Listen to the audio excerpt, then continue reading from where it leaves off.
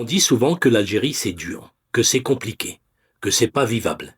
Mais si je te disais que selon plusieurs indicateurs internationaux fiables, l'Algérie dépasse plus de 50 pays africains et se retrouve aujourd'hui dans le top 3 du HDI sur le continent. Tu veux la vérité? Je te la montre. Tout d'abord, qu'est-ce que le HDI? Le HDI, ou Indice de développement humain, est un indicateur officiel créé par l'ONU. Son objectif, mesurer la qualité globale de vie dans un pays, mais pas à travers des clichés ou des impressions. Et c'est important de le dire. Le HDI ne s'intéresse pas uniquement à l'argent ou au PIB, parce qu'un pays peut être riche et ses citoyens mal vivre. Donc l'ONU s'appuie sur 3 piliers fondamentaux.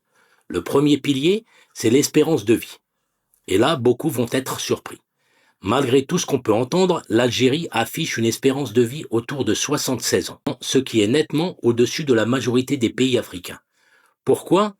Un système de santé largement accessible, beaucoup de soins subventionnés, une prévention qui s'améliore chaque année, et surtout un accès aux médicaments bien supérieur à la moyenne africaine. Ça, ce sont des données vérifiables. Et oui, ça compte énormément dans le classement ONU. Deuxième pilier, le niveau d'éducation. Et là encore, l'Algérie est loin d'être en retard. L'école est gratuite pour tous. Le taux d'alphabétisation est l'un des plus élevés du continent, 84%. La durée moyenne d'études dépasse largement celle d'une bonne partie de l'Afrique. L'accès aux universités est massif avec des dizaines de milliers de diplômés chaque année. Quand tu mets ces chiffres en face de la réalité du continent africain, tu comprends pourquoi l'Algérie obtient un score élevé dans cette catégorie. Et c'est là que ça devient intéressant, parce que beaucoup de gens confondent salaire brut avec pouvoir d'achat réel. Mais l'ONU, elle, analyse l'équilibre entre les revenus, les prix, l'accès aux besoins essentiels. Et sur ce point, l'Algérie surprend. Le pain, le lait, l'huile, le carburant, l'eau, l'électricité sont subventionnés. Coût de la vie globalement bas, loyer beaucoup plus faible qu'en Europe ou dans plusieurs pays africains, accès à la nourriture plus stable grâce au soutien de l'État, système social qui limite les chocs économiques.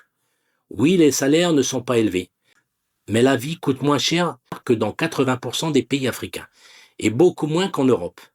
Donc, en termes de niveau minimum garanti, l'Algérie est largement mieux classée qu'on ne l'imagine. Quand on rassemble les 3 critères, santé plus éducation plus niveau de vie, l'Algérie obtient un HDI de 0,763, ce qui la place dans la catégorie haut développement humain.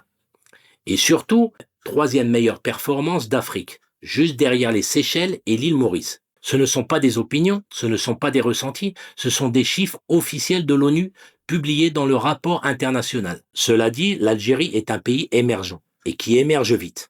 Alors maintenant, j'aimerais savoir, est-ce que tu penses que ces critères reflètent la réalité quotidienne en Algérie ou est-ce qu'il faut ajouter d'autres dimensions? Alors partage et abonne-toi pour des analyses basées sur les faits, pas sur les clichés, et surtout donne ton avis en commentaire, c'est là que le débat commence.